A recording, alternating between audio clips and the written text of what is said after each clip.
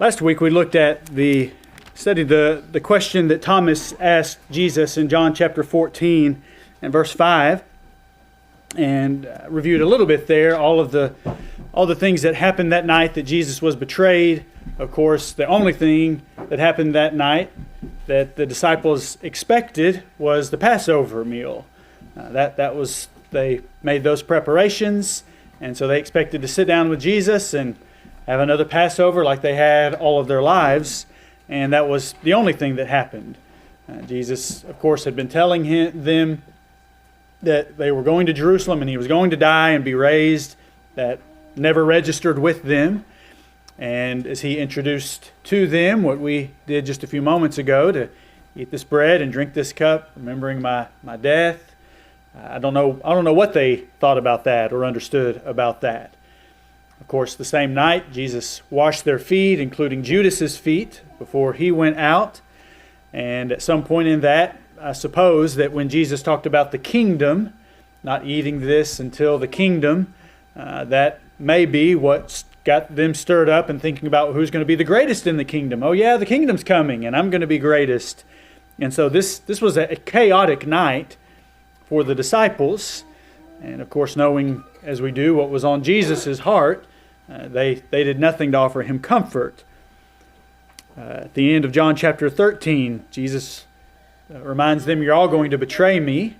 One is going to, or you're all going to deny me. One is going to betray me. And then he even talks more specifically to Peter at the end of John chapter 13. So that was in the background. And in chapter 14, Jesus begins to try to comfort them. And in verse 15, then Thomas asked that question, well, we don't know where you're going or anything about the way to get there. And so we studied down through verse 7. This morning, just wanted to look at verse 6. Last week, I did so just in the flow of the context. This morning, I thought I would look at that with you a little more topically, where Jesus says,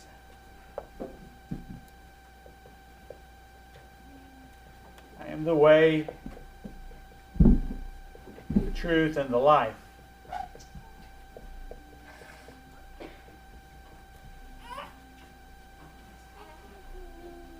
This was also not what I had prepared during the week to speak on, and as events transpired yesterday, I wasn't sure that I'd be able to use that material. So bear with me this morning.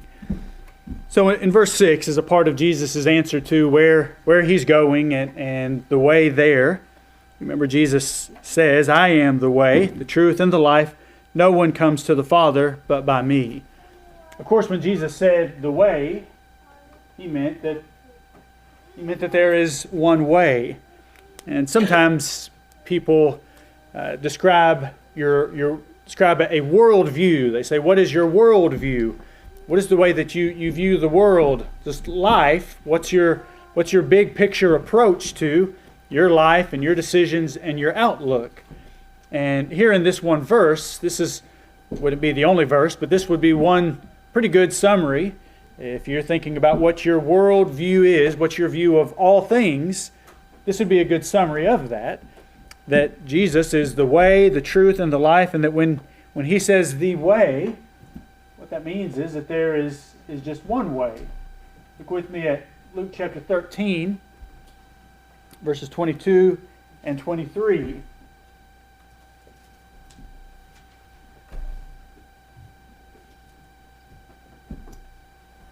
Luke chapter 13, verses 22 and 23.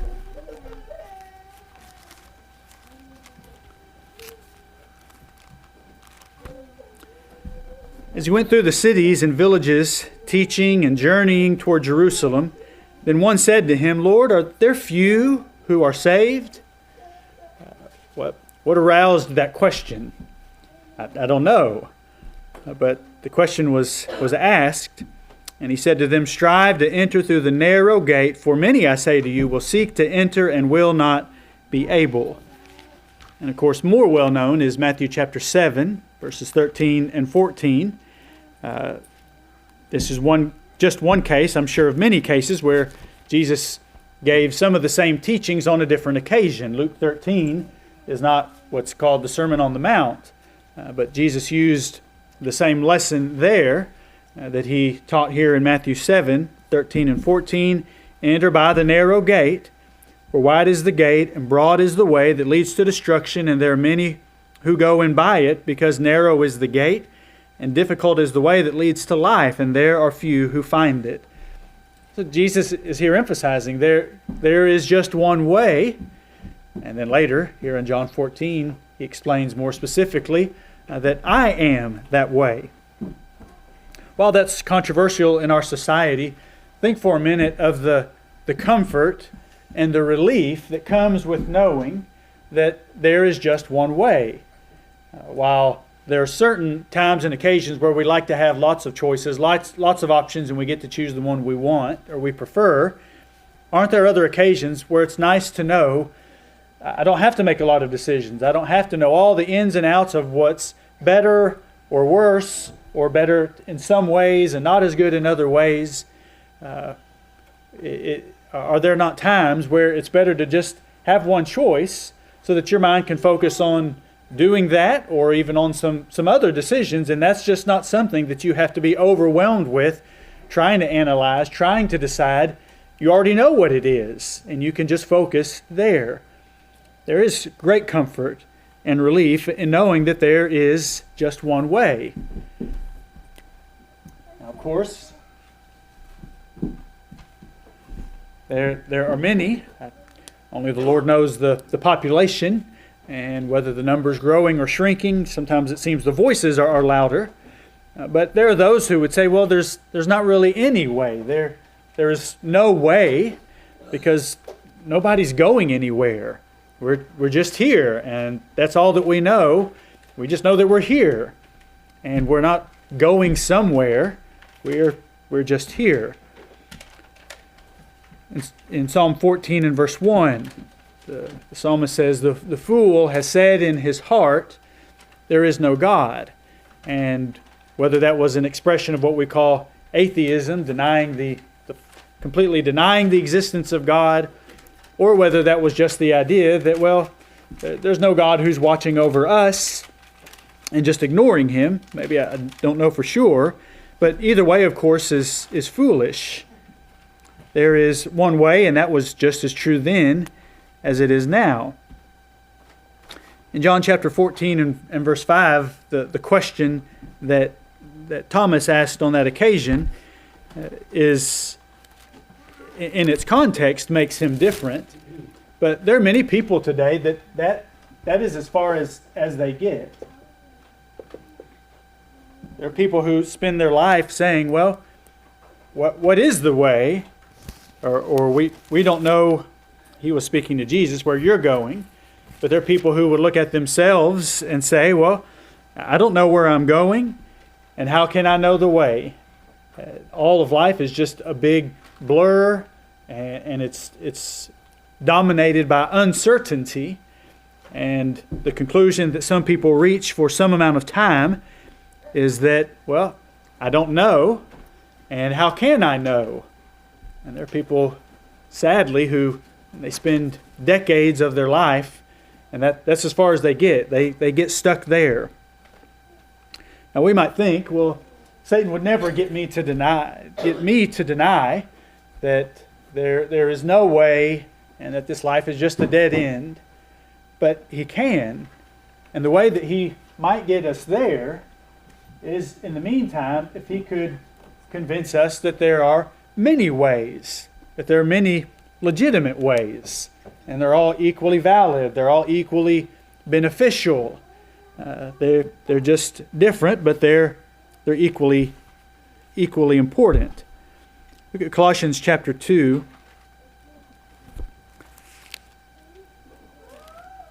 Colossians chapter 2 and verse 8.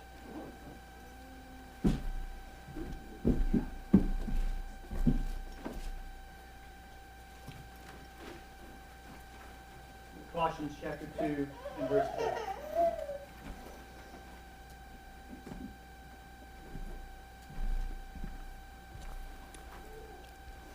I don't know exactly what was going on in Colossae, but there must have been something similar then to today, because Paul is going through a series of warnings. He says back in chapter 1 and in verse 28 that by preaching Christ, he was warning every man and teaching every man. And that's what Colossians chapters 2 and 3 are, a series of warnings, and then he teaches. And so not this, but that. And he goes back and forth. You could follow that and outline the chapter, and they just jump out, or sometimes even Bibles are segmented that way. But in verse 8, he says, "Beware, lest anyone cheat you through philosophy and empty deceit, according to the tradition of men, according to the basic principles of the world, and not according to Christ."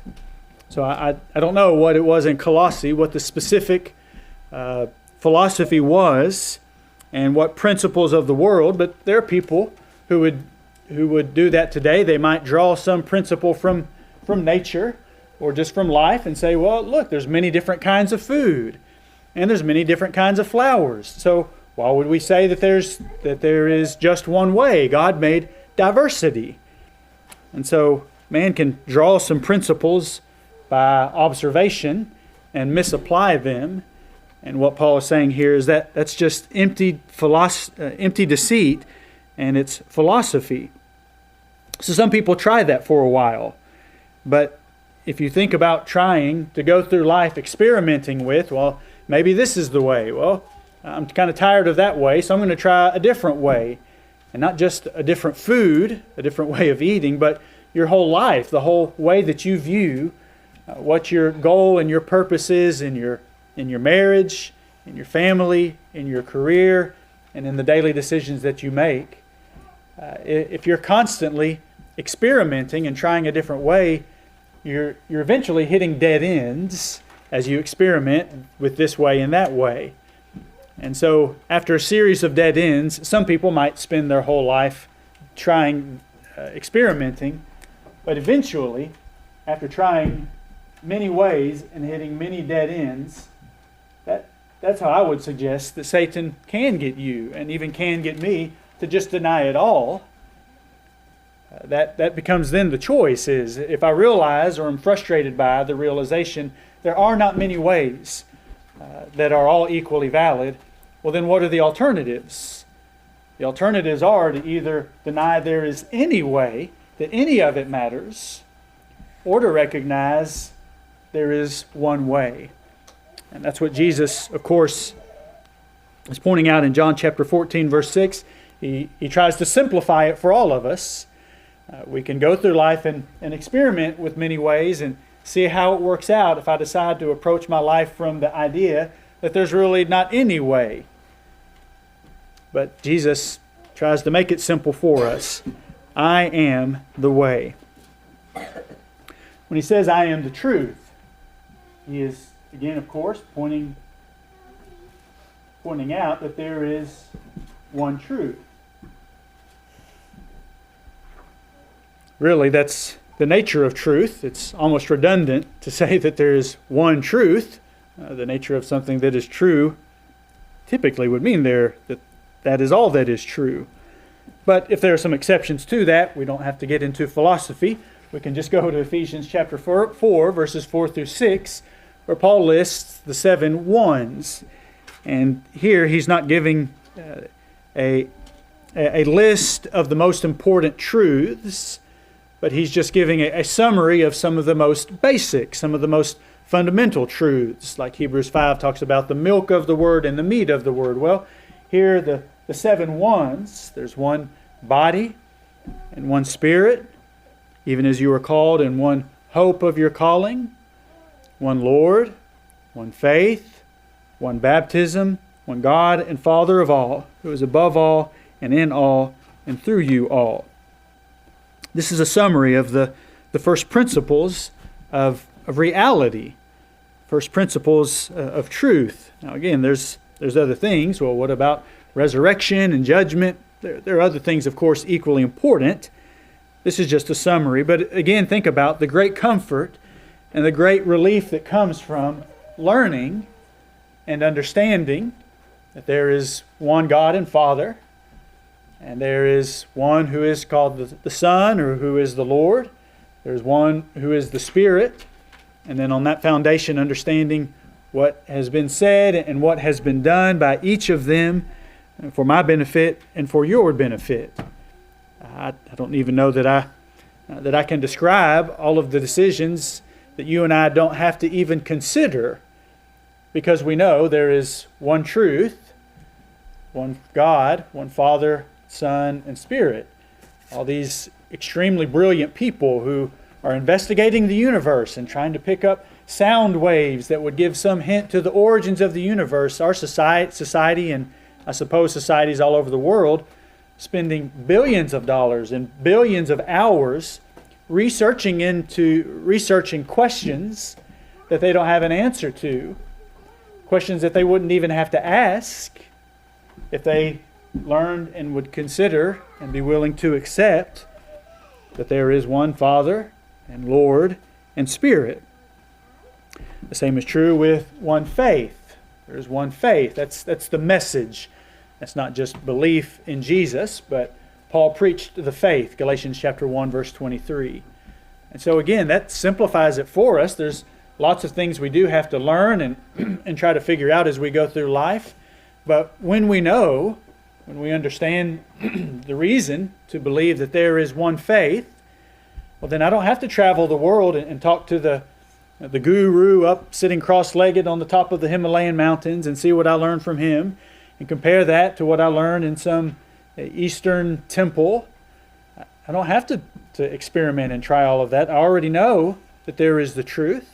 And there's a lot within that truth, of course, that I have to look into and reflect on and examine. But there is great comfort and relief to learning and understanding that from the beginning I take the approach that there is one truth, and Jesus is that truth. But of course, while that's the only one that is true, of course there are people who would say, well, there really is no truth. And they might define that different ways. And again, really that's a reflection of Colossians chapter 2 again. There is empty deceit and philosophy, vain philosophy.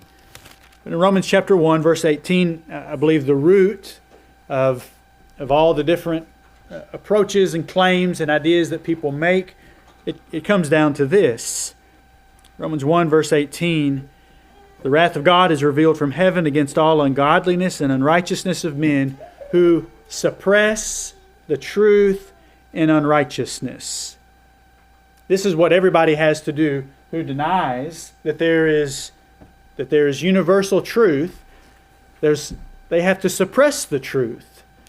And I suppose that every individual who gets to that point, there is something that at some point in that process where they eventually ended up here, there was something in that process that they actually knew was true, and they made the conscious decision to suppress it, to refuse it, to reject it. And when they rejected one thing they knew that was true, well then that opens up the floodgates, that opens up lots of options and lots of choices. And so they end up where, in some way, they already wanted to be. It's a warning to me and a warning to you. If I have to suppress some truth, if there's something that I know is right, but I have to ignore that in order to reach some conclusion, in order to make the decision that maybe I really want to make, that's God's warning sign that says danger ahead. When I have to do that, then maybe I'm not here yet, but that's Satan's way of getting me there. If I have to suppress the truth, then that's Satan's way of getting me closer to this. Now, again, we're all here this morning for a reason, and so I suppose none of us would say this is where we are today, but do you think it's possible Satan could get any of us to this point? Of course, we're fools to say that he couldn't. He has plenty of people that are like you and I in many ways. Well, how would he get us there? Well, one way at least would be to persuade us that, well, there are just many truths. Not that there are no things that are true, but you've seen the bumper sticker, the coexist, and other slogans like that claim that all ideas are just equally valid, and you may not prefer one, but somebody else prefers it, and so you should view that as equally valid. Now, of course, I don't know anyone who's saying that's what someone chooses to believe, that I have to force them to change their mind. No. So we can coexist, we can be neighbors, but of course you've seen that. That's not what that means. Let's just all live in the same neighborhood with people who don't think and act like we do. It's the idea of viewing that every so-called world religion just has its own valid points, has its own strengths, and maybe has its own weaknesses. But they would say, so does the Bible, so does the teachings of Jesus. They all have their strengths and weaknesses. And so that's their idea, of course, of coexist. It's the idea that there are just many ideas that are equally valid or true. That's why our society is going through this gender controversy. That's exactly this problem of suppressing the truth and then maybe not saying there's no truth, but just saying there are many different truths. But on another level, there are many who are deceived by the idea that there are many faiths, that there are many baptisms, that there are many different ideas of the Spirit, of the Holy Spirit, and that although they may contradict each other, everybody can still be at peace with God regardless of what they choose to believe. Well, again, that might feel convenient for some amount of time to say, well, I'll just pick mine and you just pick yours. There may be one, that verse may say they're one, but you pick your one and I'll pick my one. Temporarily, that's easier, and we might just say that seems more peaceful for one person to go their own way. But eventually this is exhausting, to try one idea and then try another idea and another idea, because thinking that, well, they're all equally valid and useful in some ways. And so eventually I'll either just spend the rest of my life bouncing from one so-called truth to the other, or I come to the time where I realize I've got to make a decision. There are not many truths. That's inherently contradictory. And so then I reach to the point that either I'm going to accept there is one truth and I have to limit my ideas to it, or then I realize the only other option is to say that there is no truth, and then I go that direction. But that's how Satan can get you and I here. It's if he can just get us here.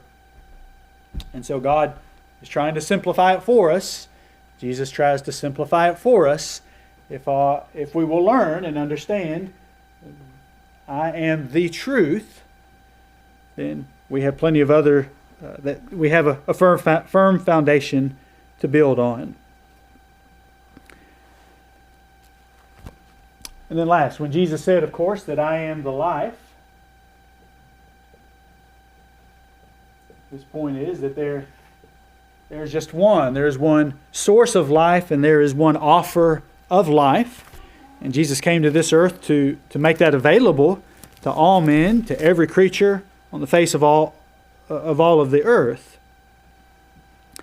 In 2 Timothy chapter 1 and verse 12, we sing a song that was taken from this.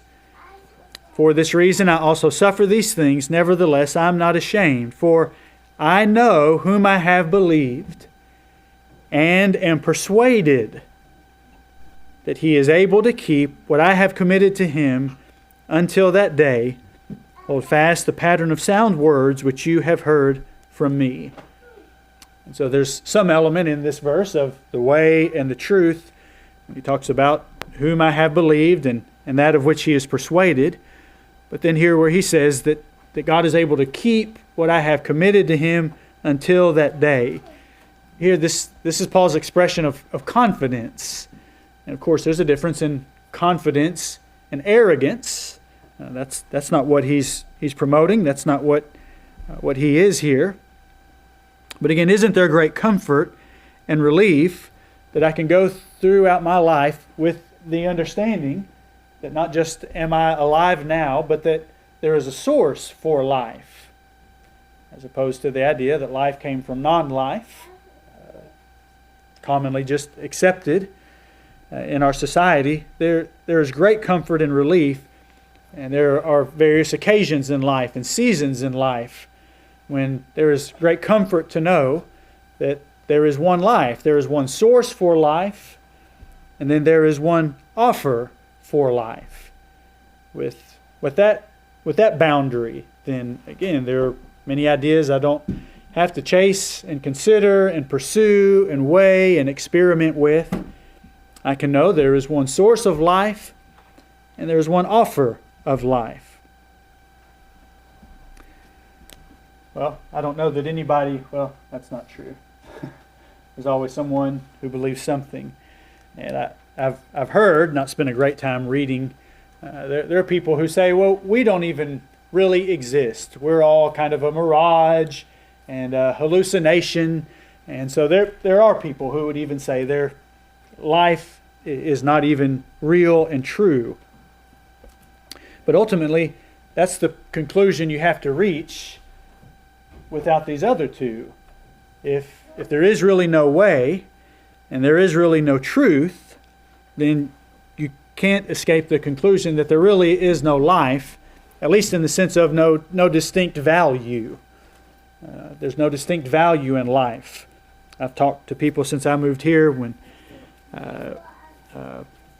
the occasions that I had when Jacob was here, he helped me going up to the campus at UAF. And I've had some conversations there with people who just admit, whether it's human life, animal life, plant life, and even rocks, that there's really no difference in the value of one or the other. And if we just judge by human reasoning, then I guess a rock might be more valuable than you or I, because we'll just return to dust one day. The rocks, well, they can go on for thousands and thousands of years. So how does Satan get someone to the conclusion that there is no life, there's no ultimate source for life, and there's no true offer of life? Well, he gets people here simply by the conclusion of getting them to these other places.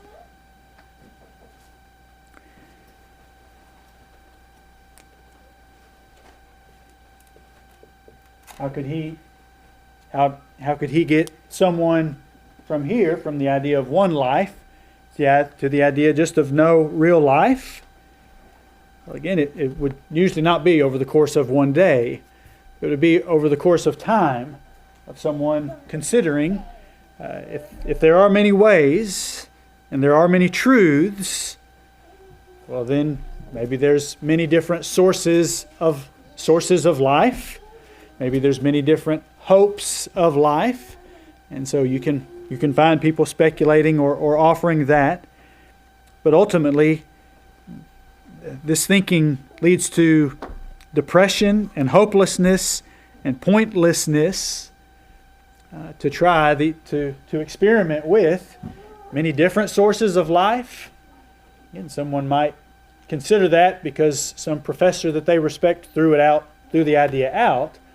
But over time, you try to live and make your life goals and your family's decisions and priorities on the idea that there's many different sources for life, and maybe there's some life after this one, or maybe there isn't.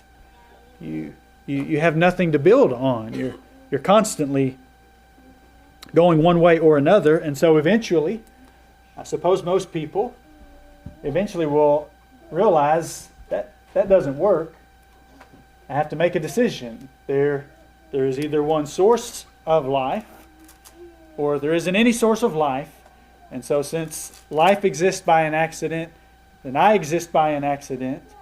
And I think of that when I hear from time to time some study or some statistic about the percentage of, most recently it was of younger females in America of their hopelessness and depression and attempts at suicide. When I hear those statistics from time to time, or some study that's done, this is what it ultimately boils down to. If there is no source of life, if there is no offer of life, then what's the point of trying? And what gives me some hope when I go through some awful trial, some awful experience? It may be some problem in my youth, in my home. It may be some problem in marriage, maybe some health problem. But when people have no hope, we are beings who feed on hope. Because there is so much that we cannot know today. There is so much that we cannot have immediately. And when that hope is removed, then I'm afraid we sometimes see in our society, in our community, sometimes in our own families, and sometimes even in ourselves, we could see the fruits of that. And so there are many choices, but ultimately we have to decide, am I going to pursue and live with the idea there is one truth, one life, and Jesus is the life, or there is none. There are some things in life where God has provided many different choices. And so we may all have different things for lunch today. But in John chapter 14, Jesus, in response to the question of Thomas, reminded him, I am the way, the truth, and the life. And as we prepare to sing number 338, I encourage you to reflect on the last part of that statement, that no one comes to the Father but by me. Do you have confidence that you have been granted access to the Father? It's based upon your willingness to be, as Paul said in 2 Timothy 1, persuaded, but not just persuaded, but your commitment to, committing your heart and your soul and your mind and your strength to He who is the way and truth and life. If this morning you need to confess that faith and you are ready to repent of your sin and be relieved of that burden, then if you'll confess that faith and be baptized, then God will provide that rest and that assurance that He will keep what you commit to Him until that day. If you need to return to that commitment and to your Savior, and we can help you, come forward and tell us how we could as we stand and sing.